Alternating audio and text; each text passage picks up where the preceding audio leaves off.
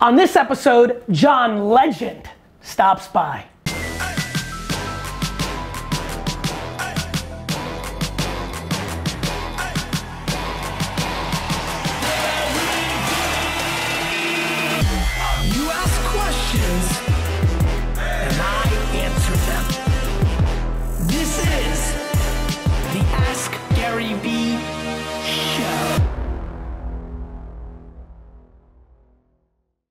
It's Vaynerchuk, and this is episode 250 of the Ask GaryVee show. Super excited, 250, nice round number. Makes sense to have superstar John Legend in the house. D-Rock, you're excited? I am. Very excited. Souza, thanks for making this happen. John? How are you, sir? It's a pleasure, man. Good to see you. Why don't you say to the 0 people who don't know who you are right now, a little bit of who you are and what you're up to. We'll get into some call-in, and we'll jam a little bit. I'm just a kid from Ohio. I like to make music. I have a wonderful wife named Chrissy Teigen. My daughter's name is Luna. And I make music and other art for a living.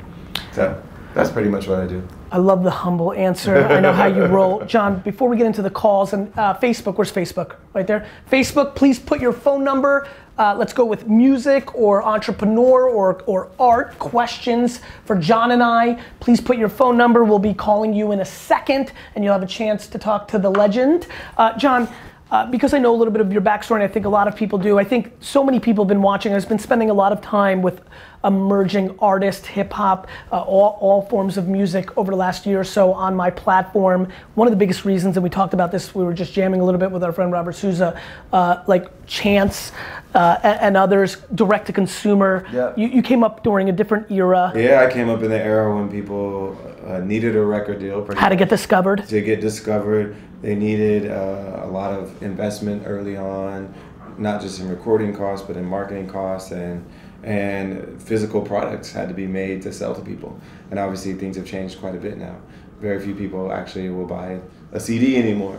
Very few people buy vinyl anymore. And people are getting the music digitally, and they're streaming, and there's a lot less need for record labels now. So you see with artists like Chance and Frank Ocean and other artists, people choosing to circumvent the label and go straight to the consumer. How does a guy like you that sits at the tippy top of the game, I mean, you really won. You're in a different, right? An aspiring entrepreneur, musician says, okay, that's going to be my path. I've gotten to know you a little bit. Actually, I think this is a fun fact. We're in a building here, we just moved in. Boston Consulting Group is in this building. Yes. This is what you were doing. My first job out of college was at Boston Consulting. You know, for the people, a lot of people know who you are, but I'm not sure a lot of people understand like kind of the skills you have outside of your music career. You're a smart dude, you had a great academic career, which gives you the opportunity to work at a BCG. I know that you're smart and savvy and business-like, not just the artist. How do you think about the changing landscape where you have golden handcuffs by compare, right? I mean, you know, that's a way to look at it. I mean, you have real economics, whereas when you're starting from zero, going direct to Instagram or Musical.ly or uploading on SoundCloud or Spotify is the only option, the natural option. You're in a very different small group of people looking at the landscape change. Well, having success and having an audience is always going to give you power. So. Yes.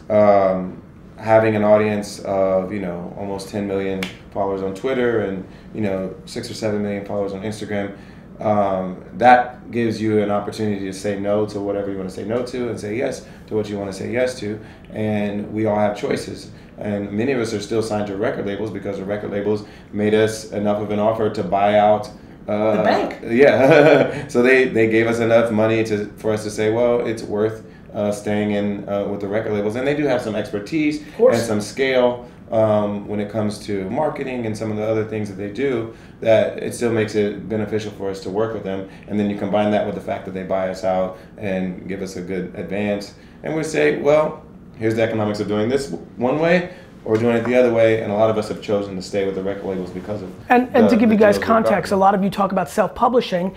I was a free agent 6-7 months ago. I know D-Rock, you saw a lot of this negotiation that we never showed, but HarperCollins was able to do the same with me in the book, right? Yeah. They made it economically interesting that I decided not to self-publish just yet. Yeah. And I think those big companies will continue to have that option. I think they're gonna have to make the deals sweeter and sweeter for the people that sit at the top of their craft. So we have a choice, and they have to offer us enough value in whatever deal we do with them for us to take our independence off the table, or for us to at least share some of the independence. And so they're making that offer, and then we decide whether it's worth it. So I know the touring is a big part of the world. Sure. Talk to me about, and I want to link this. We got to find where the links are. Well, the dates, your tours. No, don't tell me about touring. I know you're gonna. Yeah, but johnlegend.com is the best way to find Great. So let's link that up. Your tour's starting or started, or just about to start, right? It's just about to start. Where's opening? First show's in Miami on May 12th, and right now we're just in rehearsals. So we are setting up our production rehearsals, and we've already been in music rehearsals, and man, I'm excited. I just got motivated. Here's what we're gonna do. Somebody in the Facebook comments. Leave one random person in the Facebook comments. I'm gonna randomly pick tomorrow.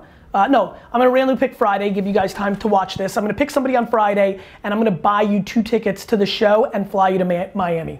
Oh, nice. To Miami. That was a good one, right? I like that. You gotta watch GaryVee. Dunk, what do you think? That's good stuff. By the way, also real quick, make sure you guys cut out that part where he said you gotta watch GaryVee, and let's use that in all promotion material. All right, let's get into the first question. John, we're gonna take some questions from the viewers. But how do you prepare while he's making this call? How do you prepare for tours usually? Is it a lot of practice? Is it a lot in your head? Is it physical? Well, I've been doing it for a while. Playing these songs for a long time, so the only things that are new are the songs from the new album. So we had a new album, Darkness and Light, that came out in December, and we're going to integrate that into the show. How much percentage of new from that album do you think? We'll do like probably 7 songs from that album in a 90-minute set, so probably it'll be like 30% of the show maybe. So we definitely want to work in all the old hits, and I don't have to practice those as much because I've been playing them for a long time. Hello. Michael, it's Gary Vaynerchuk, and you're on the Ask GaryVee show with John Legend. What's up, man? Oh my God. Oh my God. You did it. Gary. Yes. I love you, dude. I love you back. John Legend. This is crazy. So what's your question? So I am a rapper. I go by MJX Music, and I've been watching all your podcasts, just trying to just understand how to brand myself, how to market myself. But it's so hard to be a rapper today because everyone wants to talk about sex, drugs, girls, whatever it may be. I'm freaking out. This is insane. I'm trying to build a following right now. I've been like following and unfollowing people on Instagram. It hasn't worked out to the best. Because it's a tactic, Michael, because that's a tactic, right? Like following people and hoping they follow you back and then unfollowing you is just very low common denominator, not bringing any value to anybody. And I'm glad to hear that it's not working because it shouldn't work because it's a shit tactic. Well, there you go. So to me, the main question is the music. What do you bring into the table as an artist that makes you special and that's going to make people want to listen? Because I think the content really matters as much as any other tactic you're going to use. I think the content matters more. Michael, I think this is crazy that you called when we had John on, because this is now... I think it's crazy too. Let me tell you why though. Let me tell you why. How old are you? I'm 23. This is perfect, because I'm 41. John, how old are you? I'm 38. Great. So when John first hit my radar a decade ago, or what it feels like, and actually maybe even a little bit longer actually, it was interesting to me because John came up during a time in music, right, where hip hop and soul and R&B actually, I thought he was an anomaly. He came like from a different angle, talked about different things in a different way of singing. It wasn't kind of the sound that I was hearing from, it was throwback for me, and he popped because he stayed true to himself. You know, what was really interesting about hip hop when I was a kid, my man, was that in the early 90s, into like 90 to 96, there was so much about being hard. Like literally rappers made up that they came from tough places because it was the only way to do it. I would tell you that I think you're getting tricked by what's working on Instagram, or you're looking at 1 or 2 artists. Your truth, back to John's point, the music, your honesty and your truth is what's gonna work. When Eminem came out, he spoke about, forget about being white and being from the hood. He spoke about depression, issues with his mom. Family issues, yeah. It was super authentic, and honesty is what sells rap to me. I'm always connecting more with artists who speak their truth and do it like in a way that's musically dope and in a way that feels like you feel the urgency and a sense of like power and truth coming from them. And if you give us that, then we're gonna like what you do. Michael, yeah, and go ahead. I really appreciate that. Like for me, like when I was in 8th grade, my dad, I'm just being so vulnerable with you guys right now. When I was in 8th grade, my dad was arrested. I had to sell my house, sell all the cars. When I was 15 years old, I had to get a job and just help pay rent back at home. And I've been trying to use that in my music, and it's so cool because I only have like, I don't know, like a 2,000 followers on Instagram or whatever, but I get a direct message like once or twice a week just saying like, hey man, your music's really inspiring me. And to me, that's crazy because I live in DC and there's so many kids out there that look up to these rappers. They're talking about guns, drugs, or whatever, but it's just like, I think you can change the world if you can make music that is inspiring kids to be educated and stop the violence or whatever it may be. So that's my goal with all of this. And John, your music has inspired me so much. All of me, I might have that play at my wedding. I don't even know. Michael, listen, I think you're barking up the right tree. Here's what I would say. Don't get impatient and don't get frustrated. If you speak your truth, when at 29, you may break through, right? Like, John, talk about your coming. So my journey was, first of all, I started playing the piano when I was 4 years old. I started singing publicly when I was like 6 or 7.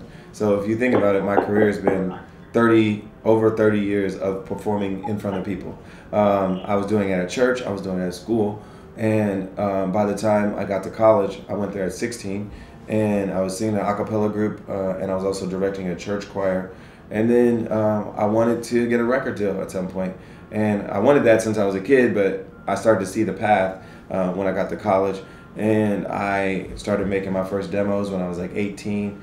I started writing a lot more songs, collaborating with more people, and I thought I was ready to get a record deal then. You know, I had that same exuberance that you have, that you know, I'm great, why isn't someone signing me yet? And it took me a while to realize that I had to keep working at it, keep getting better, keep writing, and eventually it worked out, but it didn't work out until 2004 when I was 25 going on 26 years old.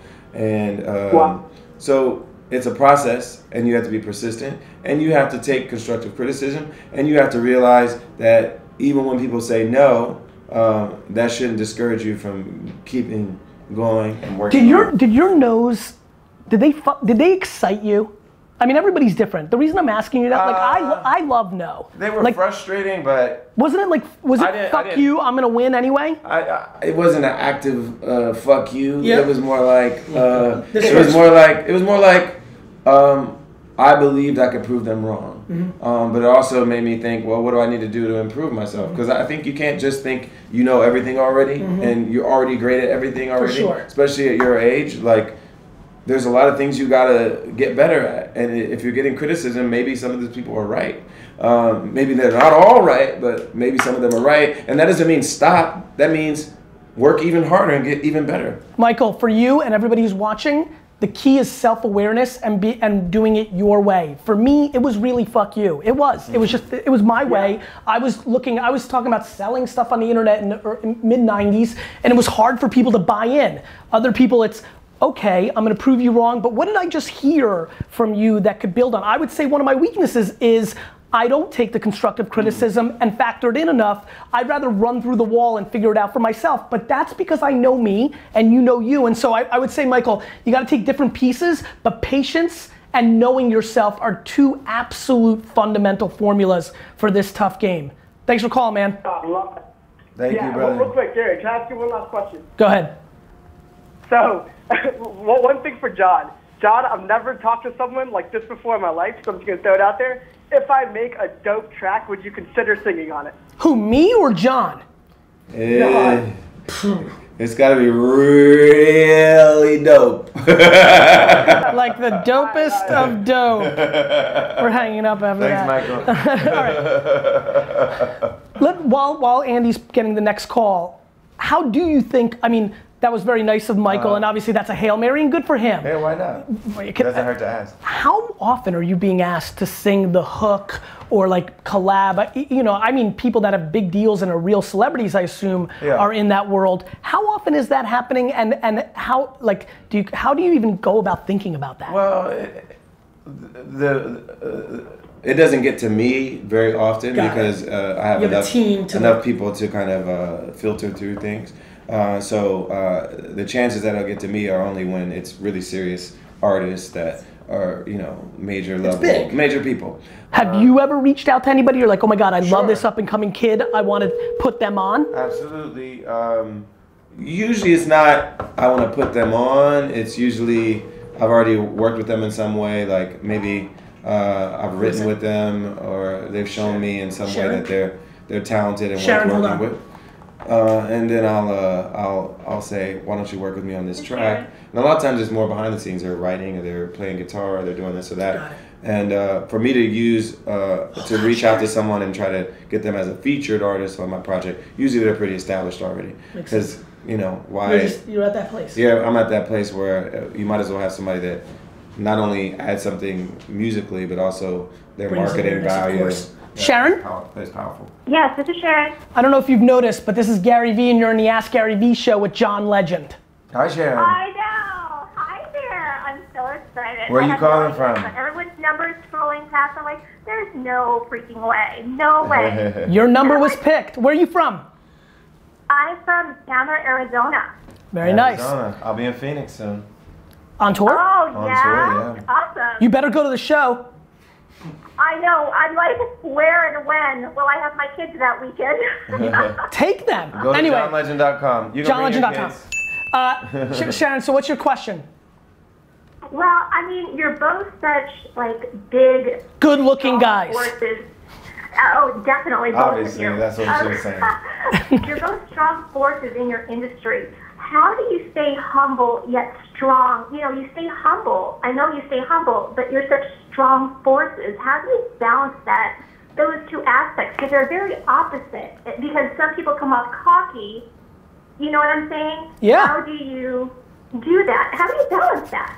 Well, I think you have to know what you know and also be aware of what you don't know. And I think part of being smart, part of being savvy is knowing where you might need someone's help, knowing where you're not the greatest at everything. And if you're confident enough in yourself to ask for help at the right time, it's like the right balance of humility and confidence. Other people have expertise in areas that you don't have them in. Like Gary has expertise in areas that I don't have them in. And I can't play the piano for shit. And if I'm confident, but also humble enough to say, here's where I could use some help, here's where I could use some advice, I think it's the right combination.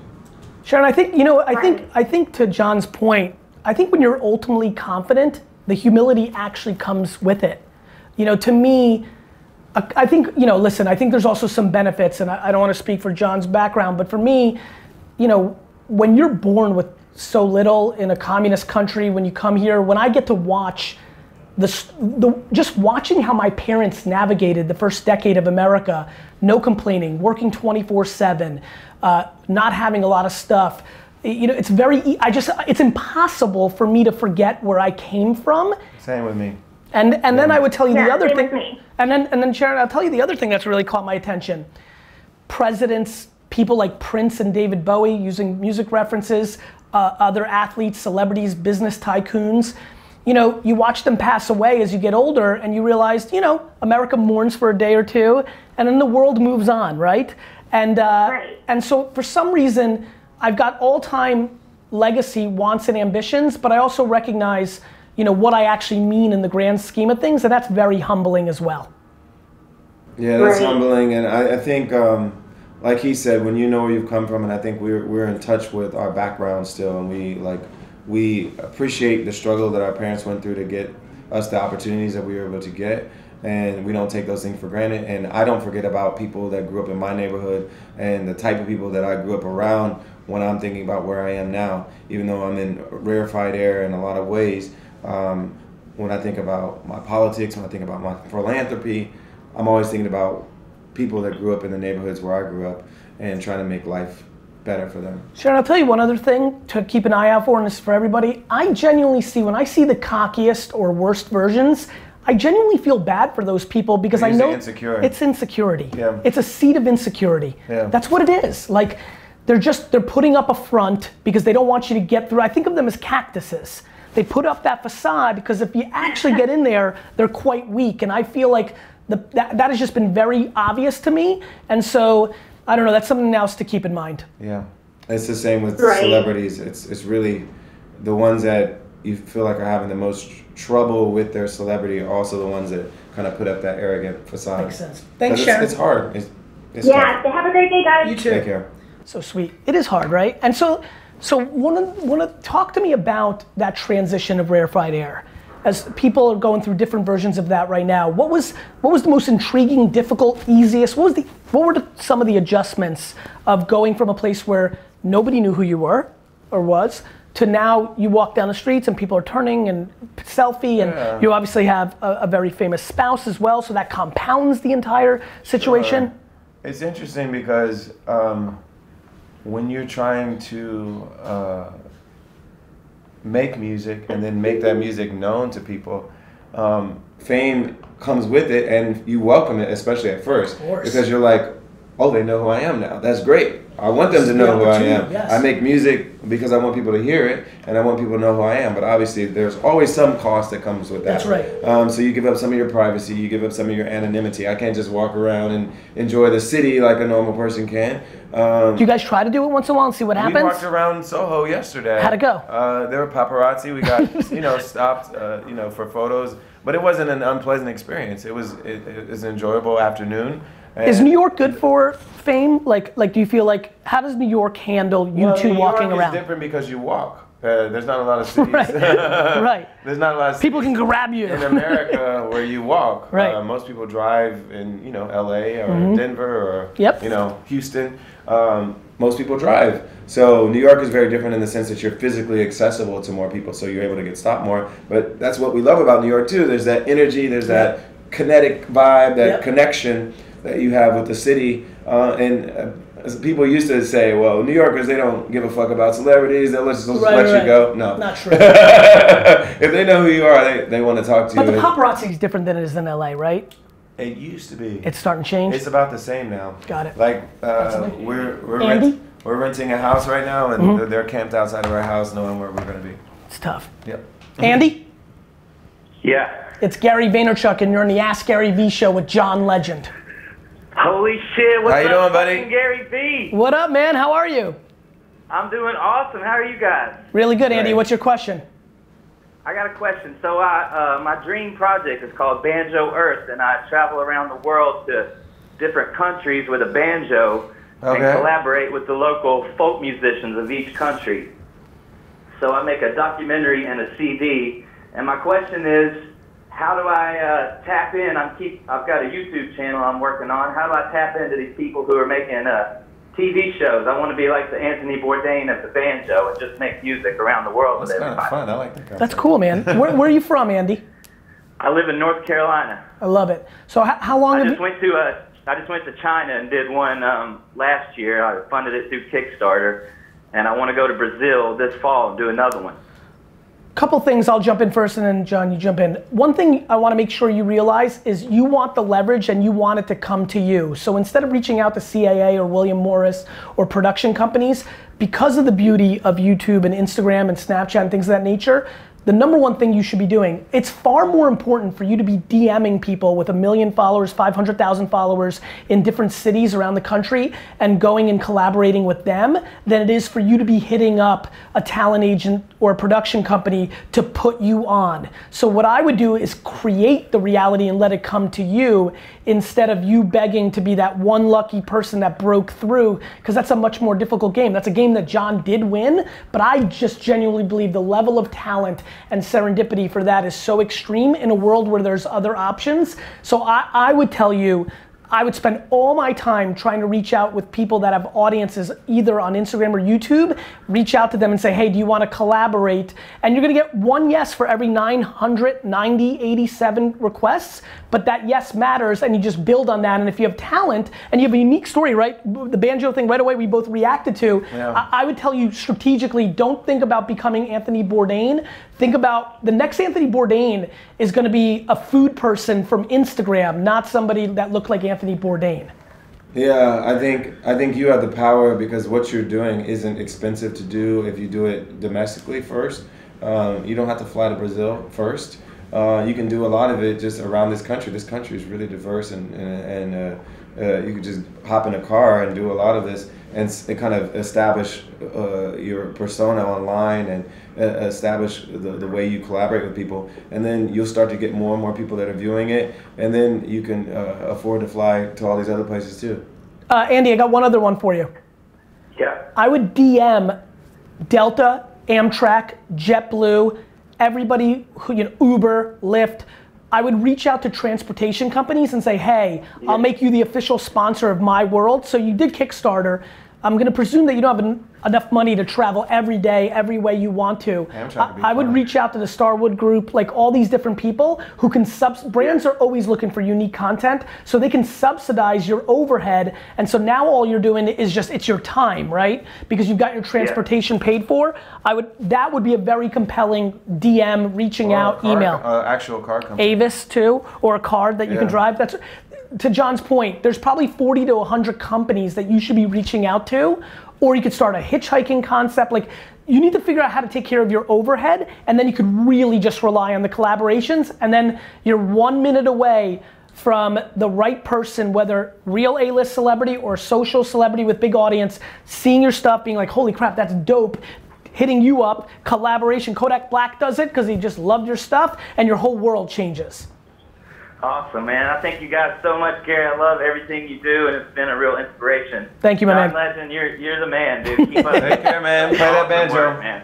John Legend, you are the man. So John, while Andy's pulling up another one, talk to me about your real life, not John Legend, John Legend's social media behavior. Do you, as a human, not as the celebrity, do you wake up like everybody else and go to the bathroom and look through your Instagram? Are you hot on Facebook? Like, how do you roll on? I'm mostly Instagram and Twitter. I do Snap some, but I'm not huge on Snap for some reason. It's just not. I don't know. Doesn't come natural to you. It doesn't come naturally to me. Do you engage with fans? Yes, I do. You do. I write back fans, especially on Twitter, and sometimes I'll comment back and forth with them on Instagram as well, but most likely interaction I'll have with someone is on Twitter. And I'm very into politics, as anybody that follows me knows. So a lot of what I tweet about or talk about on Twitter is related to what's going on in the country or around the world when it comes to politics. Have you replied to people in the Instagram comments? I've noticed celebrities. Yes. I think that's a real fun one. Yeah. Cool, awesome. Got one? Yeah. I love that. Okay, I got it, sorry. Now, are you ready? I thought you were ready. Who is it? Jamai. Well, who? Jamai. Jamai? Okay. I want to get a tweet back from John Legend. Hit me up, Gary. I will.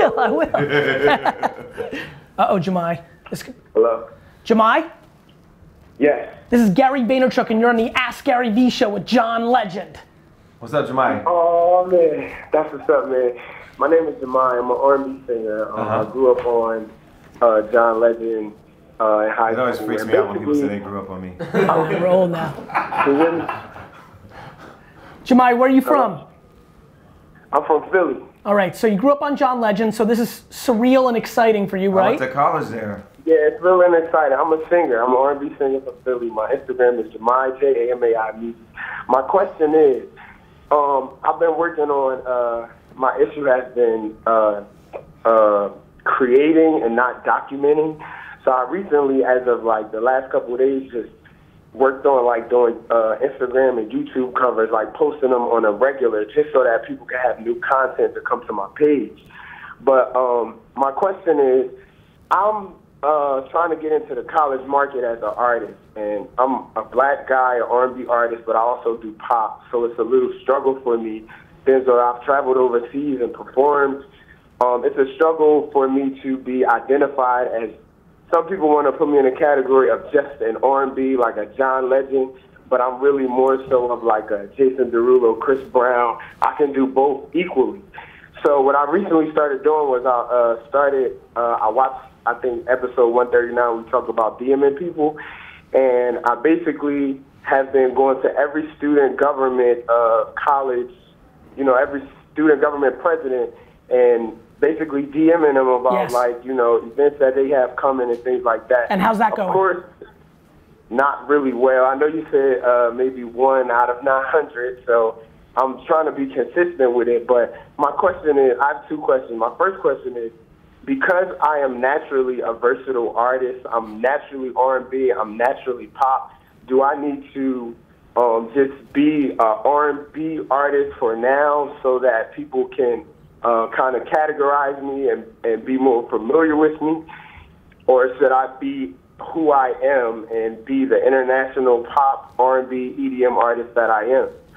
And my other question... Hold on, let's get John to answer that one, and then we'll go to the second one. Well, I think because I think there's already a model out there for the type of artist that you want to be, so I don't feel like there's a limit on you going out there and saying this is who I am. Like, some of our biggest pop stars are people who are black and also make R&B, like Chris Brown, Beyonce, Rihanna. Like, these people are like hugely successful, doing exactly what you say you want to do. And so I don't feel like there's any limit on you doing those things, because there's a model out there of successful artists that have done that. So I don't think it's a hard thing for you to convince someone, hey, I can make R&B and pop and dance music. Like you said, there's Jason, there's Chris, there's Beyonce, there's Rihanna. All these people make kind of those hybrids of music, and so I don't think there's anything holding you back in people's perception of what black artists can do.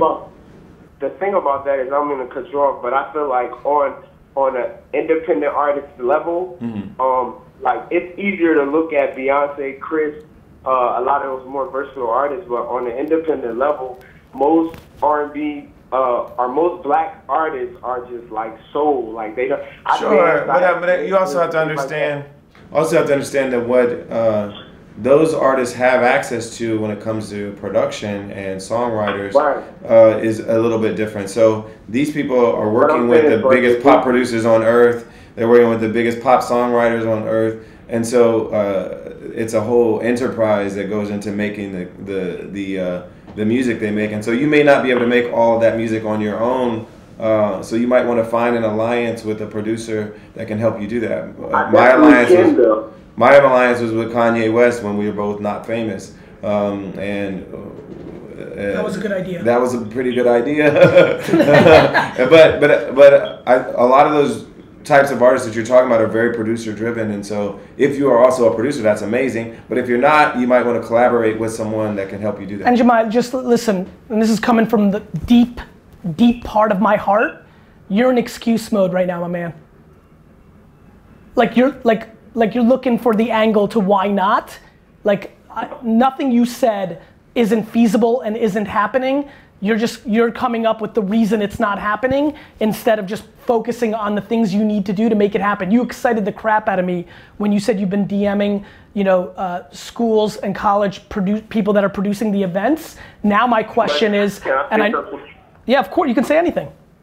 I just wanted to, I think he misunderstood basically what I'm saying is, I have like music, I have the production, but as far as the market is concerned for independent artists, like the venues and things like that, like when I bring my dancers with me, like I already have that. I have dancers.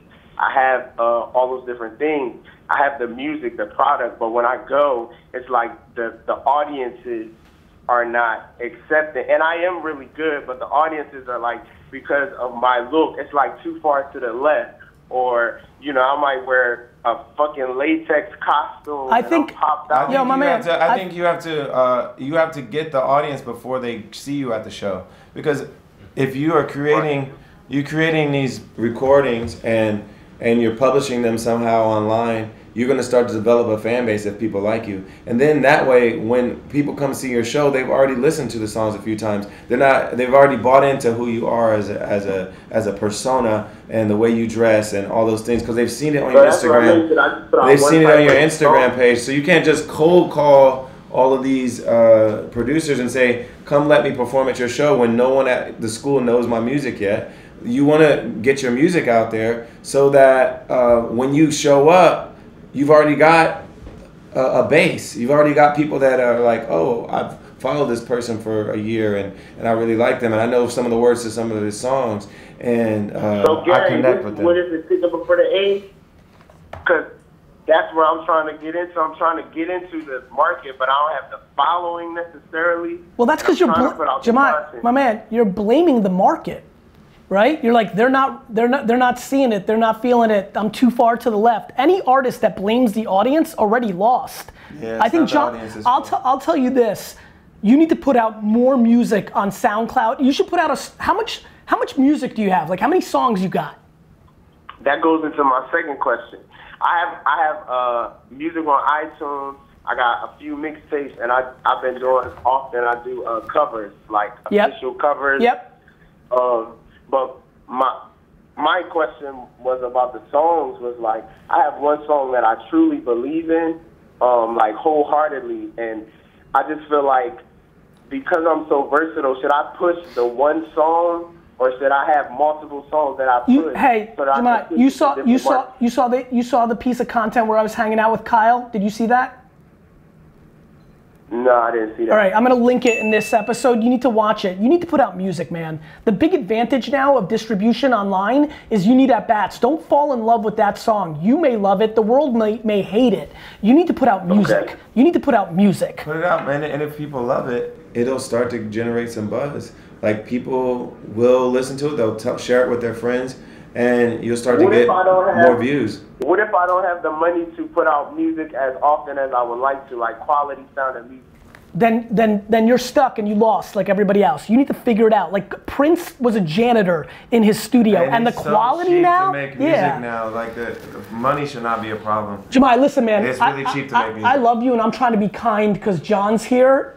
Everything you're saying is backwards. You need to do and work. You're coming up with all the wrong angles, in my opinion, and I'm so pumped you called, because I'm hoping that this is the breakthrough moment. Like, you need to, so far I heard it's the audience's fault, it's too far to the left, the music's too expensive. You are fully in excuse mode. You can put out plenty of quality music. To John's point, it's inexpensive, and if you want it so bad, go fucking work at the studio in exchange for studio time. Like, you need to go out and put out music, put in the work, put your head down, and then figure it out after the fact. You need to put out 150 fucking songs and see how people react to it before we hear another phone call from you. Got you. Let's do it. Thank you. I believe in you. You're welcome. Do it. Right? I mean, that was like, I love how he ended it. I'm glad he took that punch to the face and said bet. That's what I was hoping he would say. But like, right, that's what a lot of people do. They're like looking for like, why not? Like, the audience does it, like it's the audience's fault? You mean the market? Yeah. The market decides. Yeah, the market decides, and you have to create something that you believe in, but ultimately, people are gonna decide whether or not they like it, and you can't blame them for not liking it. If they don't like it, they don't like it. Zach? Yep. That's right. That's just the way it is. Last one, and then I got one more question. There are ways to market things to make people like it more. Of course. But the content matters. Hello, this is Zach. Zach, it's GaryVee. You're on the Ask GaryVee show with John Legend. Oh my goodness, GaryVee, how are you doing, sir? Tremendous, my friend. Where are you from? I am from, actually, I live in New York City, but I'm in Denver right now. I love it. Say hello to John Legend. Mr. Legend, how are you doing, sir? I'm doing great. How are you? Mr. Legend. Mr. Legend. Hey, Gary, by the way, I emailed you this morning. I sent you my media analytics platform, but nevertheless. I love it, man. Well, I haven't gotten to my email. I'll check it out later. Go ahead. Awesome. Okay, so my question is about expectations. You said you had zero expectations, which allows you to essentially live life a little bit more freely? How do you do that? Let's clarify it. I have zero expectations of others because I deploy empathy that they have their own shit going on and their own thing. And so I don't put myself in a position where people let me down because I deploy enormous amounts of empathy to understand they have other variables going on for them. Gotcha. Okay, so I have huge expectations of myself, right? I have enormous expectations of myself. What about your employees?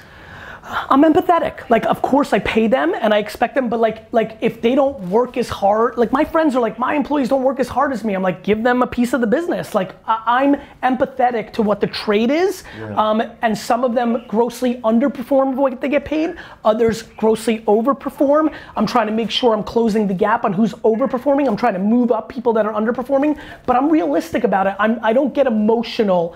Everybody's putting so much on the other person. I worry about what I can do. Yeah. Go ahead, my man. Absolutely. My next question would be I know like with when you have very high standards, like I have extremely high standards for myself, and so sometimes when I'm underperforming, it stifles my creativity. How do you go about like essentially combining the two or not letting it stifle your creativity? So for me, I don't judge myself. I'm worried about the pre-effort, not necessarily the result. I feel unbelievably satisfied with myself because I know I'm giving it my all, and just that is what I'm judging myself on, my effort and my tenacity and where my intent is coming from, not necessarily the results that manifested in the short term from those actions. Yeah. Beautiful. John? And I think the standard. What about you, John? I think the standard should be: did you put everything into it to make sure it was successful? And if you can feel confident that you did that, then you should feel good about yourself. John, in a world where the world gets to judge your stuff, like I'm kind of like doing my thing, but in a world where maybe you fell in love with a song, like or an album that maybe underperformed, is that difficult? Or are you able to say, wow, I really gave it my all, it sucks that this underperformed, or this song's not doing well, or even this album's not doing well? How does that play out for you? Yeah, you have feelings of doubt, especially at this point in my career, because I'm almost 40, and most hugely successful pop stars kind of peak in their late 20s through mid 30s, and so you always wonder, like, are people just going to get tired of you after a while? But you had your biggest song ever, what, 4 years ago? Like 3, what is it? So do you 13? Do you 14. feel a lot of pressure? Did you feel pressure when the album came out in December to have a song of that nature, or did you realize that was a unicorn? That was a unicorn. I didn't expect any song to be as big as All of Me. I didn't expect All of Me to be as big as All of Me, and I don't expect a song after that. Do you expect to never have how do you, I mean, I'm actually curious right now. I literally had one of the biggest songs in the world that year, and it's nearly impossible to do that multiple times. There's only a few artists that do that. So But what's your gut tell you? Do you think you got another one in you? I believe I'm going to keep writing songs for at least 20 more years, and I'll have some more really great songs. But again, who knows if they'll ever be as big as All of Me? Like, it's hard to be the biggest song in the world. You know what's crazy about All of Me is, like, I don't know, every goddamn wedding for the rest of time is gonna have a good chance of having that song somewhere in that playlist. And like Love Me Now. Like Dunk's gonna dance to that at his wedding. Love Me Now from this album did very well, and according, like pre All of Me standards, it was like one of my biggest songs. Yeah, but compared to All of Me, it's like, oh, wow, it didn't do as well. Well, man, let me give you a good piece of advice for the people that work for you, for the people you work for yourself. Judgment is dangerous. You need to be reactionary. Too many people paint pictures to themselves that they can't live up to, and I think accepting yourself is extremely important while pushing yourself, and they're obviously opposite energies, but it's important to find that balance, because if you go one way or the other, you're gonna fall off kilter. Beautiful. All right, my man, thank you. Thank you. Take care, guys. Take care. Take care. John, thanks for being on the show, man. Of course. This was fun, right? I had a great time. John, you get to ask the question of the day. Any question you want. Thousands of comments on Facebook and YouTube to give insight.